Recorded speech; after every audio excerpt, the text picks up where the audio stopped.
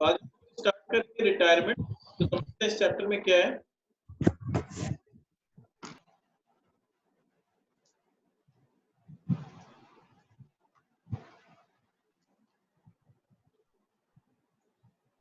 तो देखो रिटायरमेंट में हम लोग क्या सीखते हैं, इसमें हम लोग को क्या सीखना है कि अभी हम लोग जो लास्ट टॉपिक किए थे वो था एडमिशन। एडमिशन का सिस्टम क्या होता था कि एडमिशन में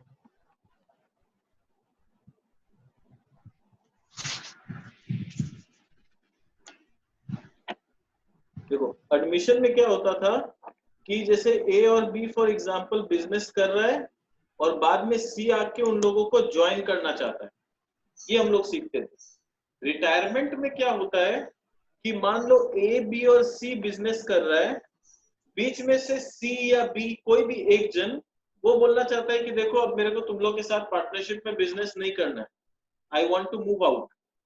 तो अब जब ये जा रहा है तो हम लोग इसको क्या दे के विदा करेंगे, विदाई हो रहा है तो दहेज तो देना पड़ेगा ना, तो क्या देंगे उसको, ठीक है, तो कुछ दे के उसको विदा करना पड़ता है। तो बेसिकली अपने को कैलकुलेशन में उसको क्या क्या देना पड़ता है, जितना वो कैपिटल लाया था वो तो ऑब्वियसली अपने उसको देंगे, कॉमन सेंस का बात है। फिर उसका आज तक जो रिजर्व हुआ है, जो उसका एक्यूमुलेटेड प्रॉफिट है वो देंगे। फिर जितना दिन वो काम किया है उतना दिन काम करने का अगर कुछ प्रॉफिट का हिस्सा बनता है तो वो देंगे। फिर उसका शेयर ऑफ गुडविल अगर कुछ बनता है तो वो देंगे। लास्ट टाइम क्या होता था, नया पार्टनर आता था तो ए और बी से हिस्सेदारी लेता था तो प्रीमियम देना पड़ता था। इस बार क्या हो रहा है, सी छोड़ के जा रहा है तो सी बोल रहा है भाई मेरे हिस्से का गुडविल तुम लोग ले लो, तुम लोग मेरे को प्रीमियम दे दो। ठीक है, जब कोई नया पार्टनर आता है तो वो प्रीमियम देता है, और यहाँ पर सी छोड़ के जा रहा है तो पुराना पार्टनर उसको प्रीमियम देगा कि भाई तुम जा रहे हो, तुम्हारा हिस्सा का गुडविल हम लोग को मिल रहा है, तुम हम लोग से प्रीमियम ले लो। तो इस बार उल्टा होता है, प्रीमियम के केस में एंट्री पूरा उल्टा हो जाएगा। तो ये तीन चार मेन मेन चीजें जो हम लोग सी को देके विदा करेंगे उसको। अब इसका कैलकुलेशन कैसे करना है, क्या करना है, ये हम लोग को बेसिकली सीखना है। तो ये वाला जो चैप्टर है, अगर अपने को एडमिशन का कंसेप्ट समझ में आ गया ना, ये बहुत इजी लगेगा। बिल्कुल 80% of the thing is just like admission. और गुडविल वाला जो केस है वो इससे काफी इजी है। एडमिशन में फिर भी बहुत सारा था कि ये आएगा केस 1, केस 2, केस 3, इसमें कोई केस में इसका झमेला नहीं है। इसमें सिंपल सा चीज क्या होता है, देखो मान लो ए बी और सी बिजनेस कर रहा है 3:2:1 के रेशियो में। अब मान लो बी बोल रहा है हम जाना चाहते हैं, तो अगर कुछ फर्दर इंफॉर्मेशन नहीं दिया हुआ है तो बी छोड़ के चला गया, तो बचा कौन, A:C। तो A:C का न्यू रेशियो क्या हो गया, 3:1, that's it. It's so simple, कोई केस 1, केस 2, केस 3 कोई झमेला नहीं है।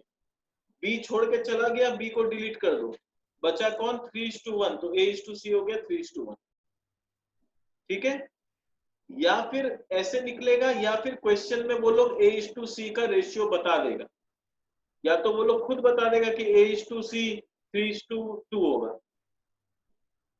अपने को कैलकुलेशन नहीं करना है, अपना काम इजी है, अपने को कोई कैलकुलेशन में नहीं जाना। या तो कुछ नहीं बताएगा तो जो गया उसको डिलीट कर दो, काम खत्म। और अगर कुछ बताएगा तो बता ही दिया। अपने को निकालना क्या है, अपने को ये निकालना है कि ए और सी को क्या मिला, गेनिंग रेशियो कैलकुलेट करना है। वहां पर कैलकुलेट क्या करते थे हम लोग, सैक्रिफाइसिंग रेशियो। यहाँ क्या कैलकुलेट करेंगे हम लोग, गेनिंग रेशियो। तो यहाँ पर कैलकुलेट होगा गेनिंग रेशियो। अब आता है गेनिंग रेशियो कैसे कैलकुलेट होता है। ठीक है, same old ratio minus new ratio कर लो। तो ओल्ड रेशियो ए का कितना था, ए का पहले था 3/6। अगर हम ये वाला रेशियो न्यू रेशियो लेके चले तो न्यू रेशियो अभी ए का कितना है, 3/5। तो 3/6 माइनस 3/5। बी का पहले कितना था, बी का नहीं सॉरी सी का, सी का पहले था 1/6, अभी सी का हो गया 2/5। ठीक है, तो गेनिंग रेशियो निकाल लो, 15 माइनस 18/30, दैट इज माइनस 3/30।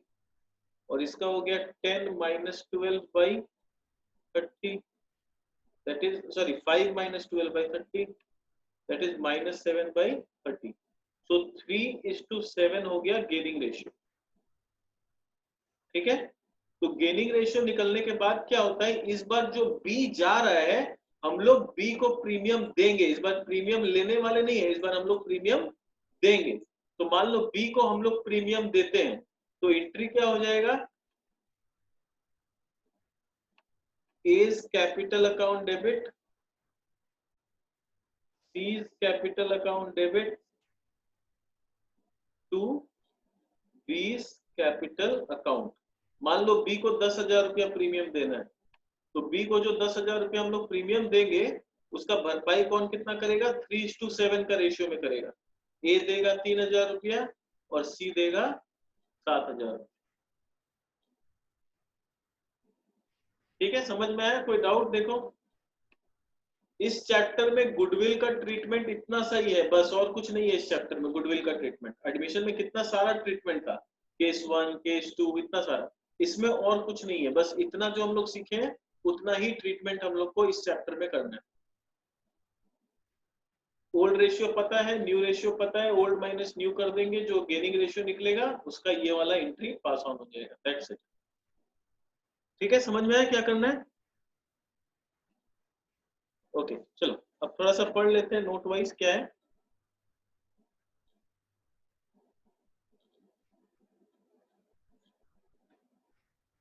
तो क्या बोल रहा है, अ पार्टनर में retire from the firm in accordance with express agreement, यानी पार्टनर कैसे कैसे रिटायर हो सकता है फर्म से, या तो वो लोग का पहले से एग्रीमेंट किया हुआ था।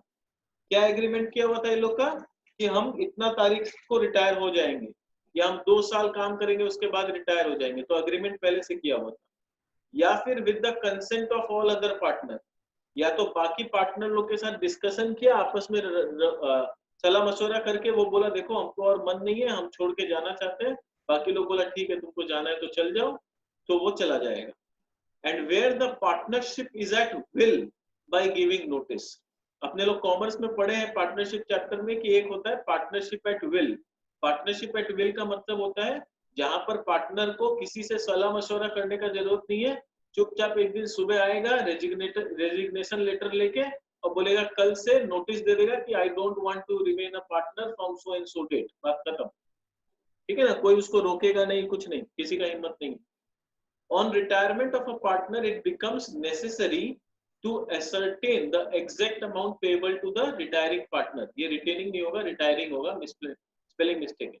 तो क्या चीज निकालना पड़ेगा कि जो रिटायर हो रहा है उसको कितना रुपया दे के विदा करना है, और दूसरा settle his account by payment, और फिर बाद में उसको पेमेंट कैसे करना है। एक होता है कि तुम्हारा हिस्सा हम कैलकुलेट कर लिए कि तुमको 2 लाख रुपया मिलना चाहिए।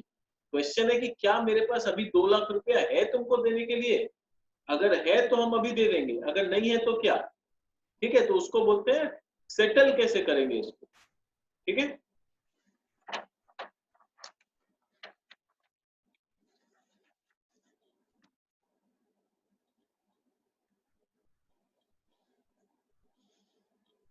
यहाँ देखो, the amount payable to retiring partner will be calculated considering the following, balance of his capital and current account, उसका कैपिटल में कितना बैलेंस है, करंट अकाउंट में कितना बैलेंस है, इसको ध्यान में रखेंगे।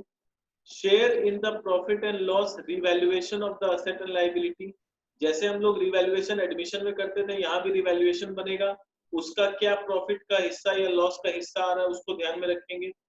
Share in the accumulated profit, पहले का कुछ अक्यूमुलेटेड प्रॉफिट है या लॉस है उसको ध्यान में रखेंगे।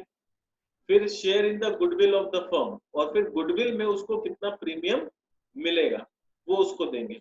और लास्ट होता है इंटरेस्ट ऑन कैपिटल और salary if any. If any मतलब अगर क्वेश्चन में चला के बोला है कि कंपनी देता है तो ठीक है, अगर नहीं देता है तो कोई बात नहीं। And share of profit up to the date of which the last balance sheet were made up, और लास्ट बैलेंस शीट जो बना उस दिन तक का उसका शेयर ऑफ प्रॉफिट कितना बनता है उसको ध्यान में रखेंगे। अब देखो ट्रीटमेंट ऑफ गुडविल कितना सिंपल है। एक तो हम तुम लोग को सिखाया गेनिंग रेशियो कैलकुलेट करके, जो अभी सिखाया, ये भी एक टेक्निक है ट्रीटमेंट निकालने का। A B C are partner sharing profits in ratio 3:2:1। C retire, C बोल रहे हैं हम रिटायर कर जाएगा। The goodwill is valued at 60,000, और पूरे फर्म का गुडविल कितना वैल्यू किया है, 60,000। No goodwill account now exist, और गुडविल अकाउंट बुक्स में एग्जिस्ट नहीं करता है। After C's retirement profit sharing ratio बोल रहा है 4:2 होना चाहिए। तो अपने को ओल्ड रेशियो भी बता दिया, अपने को न्यू रेशियो भी बता दिया। तो एक तो तरीका है जैसे मैंने अभी सिखाया कि गेनिंग रेशियो निकाल लो और गेनिंग रेशियो के हिसाब से बांट दो। दूसरा तरीका क्या है, देखो ये टेक्निक भी अलाउड है। गुडविल को रेज करेंगे ओल्ड रेशियो में 3:2:1 में। पहले ये 60,000 रुपया को तीनों में बांट देंगे 30, 20 और 10। और उसके बाद इसी 60,000 को 4:2 जो न्यू रेशियो है उसमें राइट ऑफ कर देंगे। गुडविल रिटर्न ऑफ 4:2 तो 40,000 और 20,000 अब माइनस कर देंगे। तो ए का -10,000 आया, बी का नील हो गया, सी का +10,000 आया।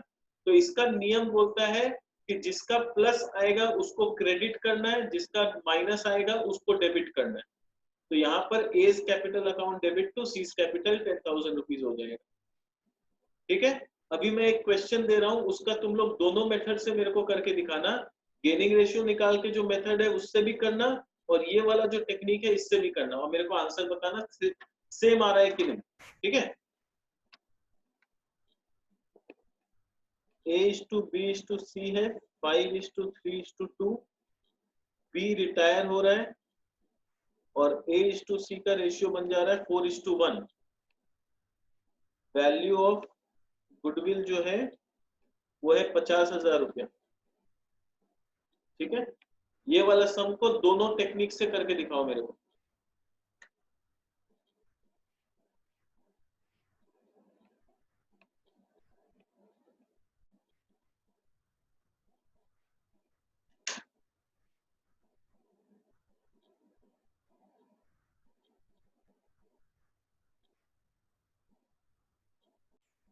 ठीक है, ये समझ में आ गया कैसे करना है।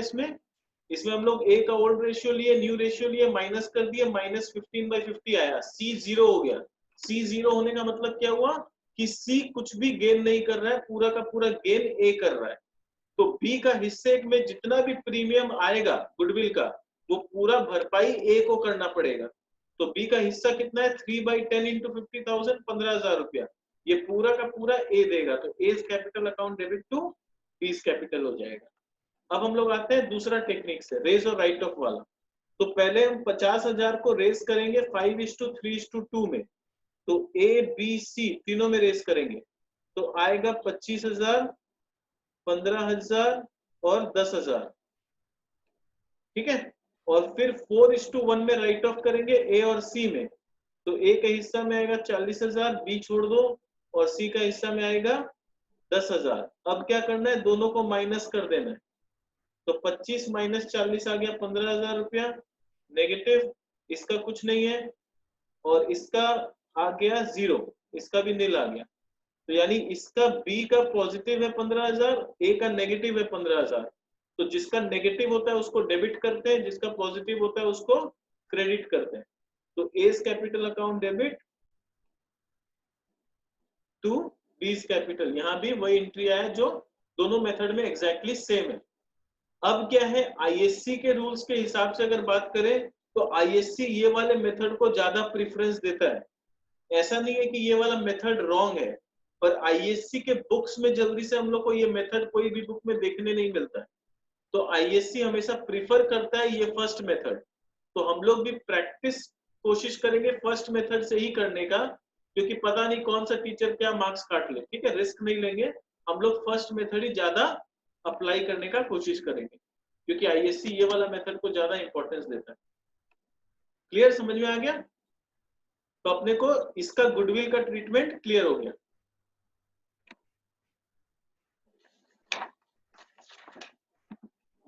अब देखो सेटलमेंट ऑफ अकाउंट्स कैसे करते हैं।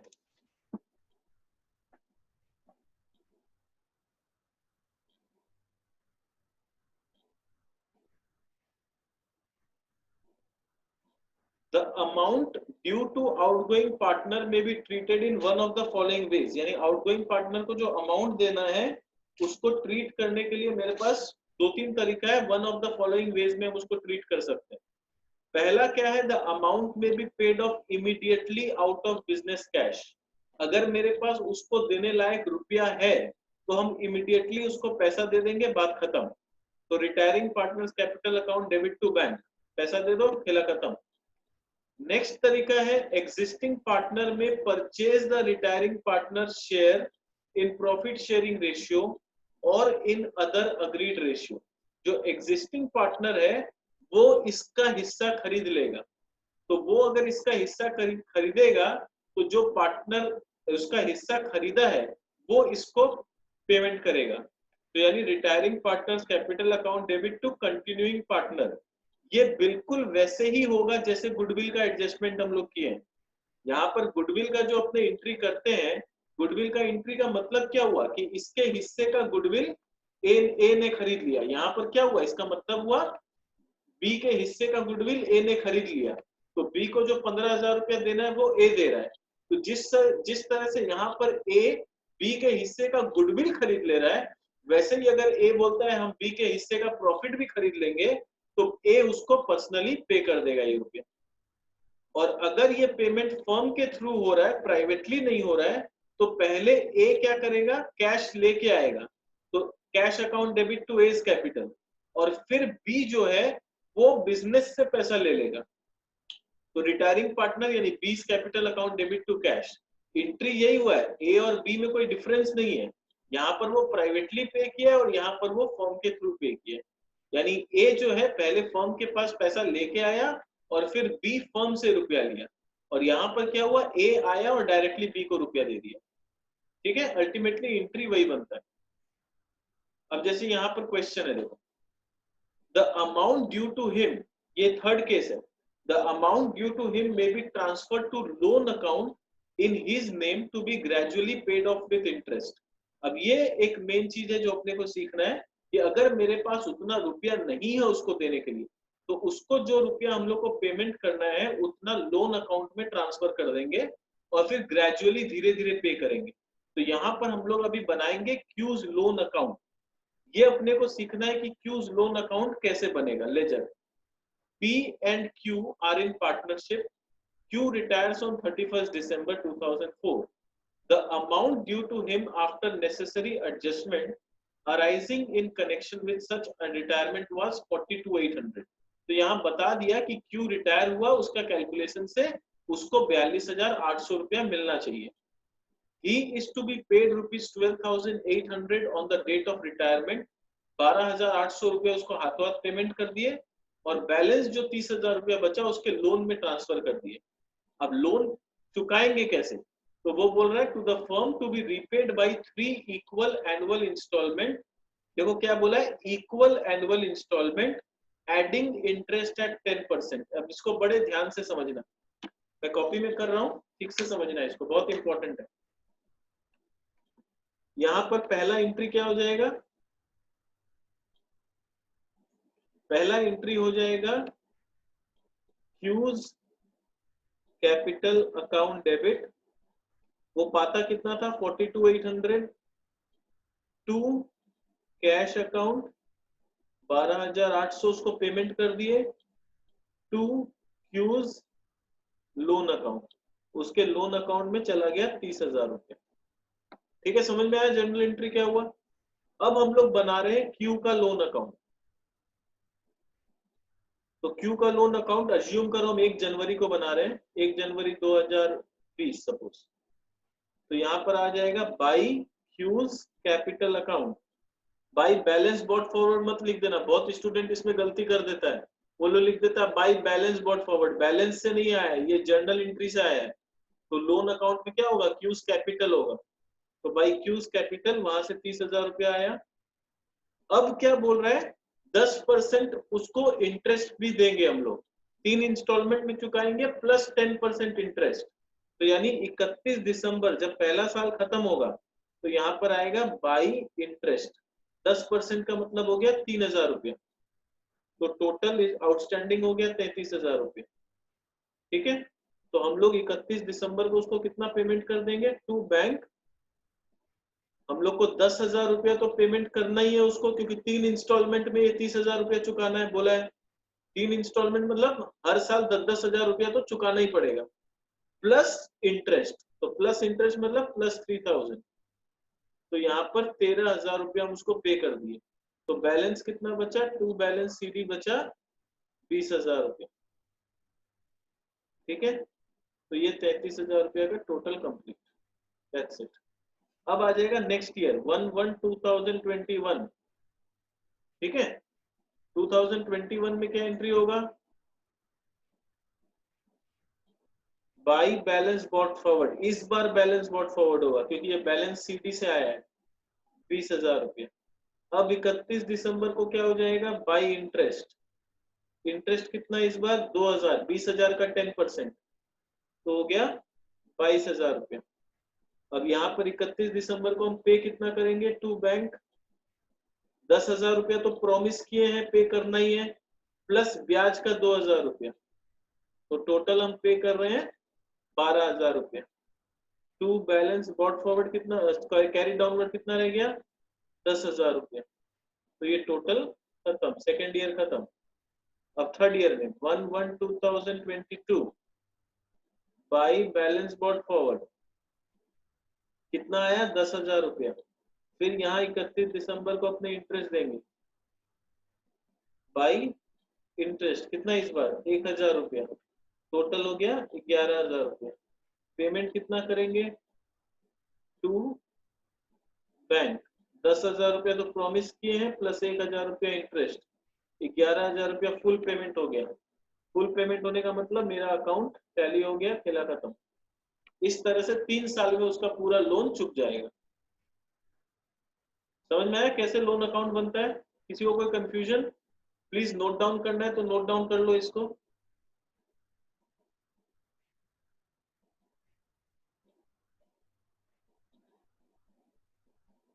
इसको नहीं तो स्क्रीनशॉट लेना है तो स्क्रीनशॉट ले लो, वो बेटर रहेगा, फटाफट हो जाएगा।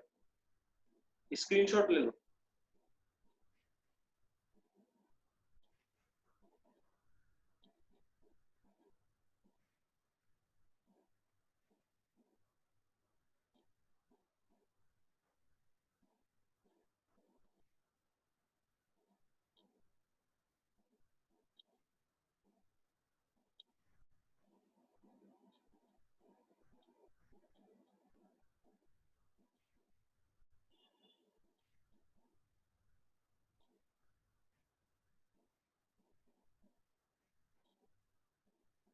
हो गया, स्क्रीनशॉट ले लिया सब कोई?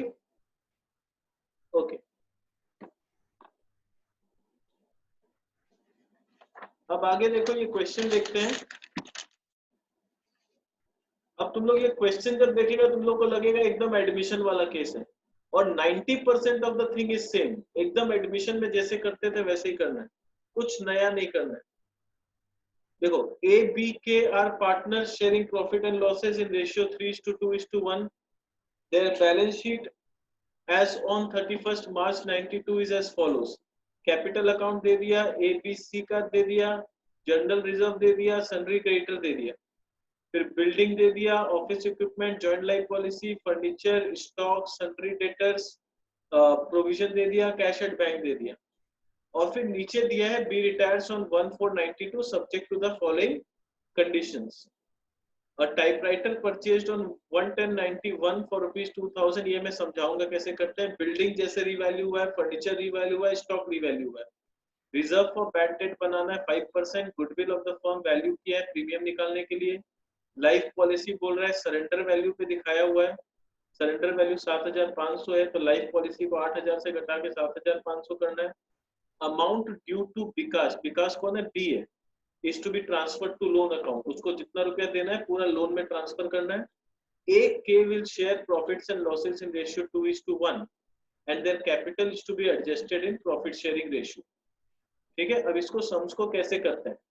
ठीक है, ये वाला सम्स करने के लिए हम लोग एक बार ये वाला सेशन को एंड करते हैं, तुम लोग दोबारा रिज्वाइन करो, नेक्स्ट सेशन में आते हैं क्योंकि इसमें टाइम नहीं बचा है। ठीक है ना, तो मैं इसको एंड करता हूँ, नेक्स्ट सेशन में ज्वाइन करते हैं।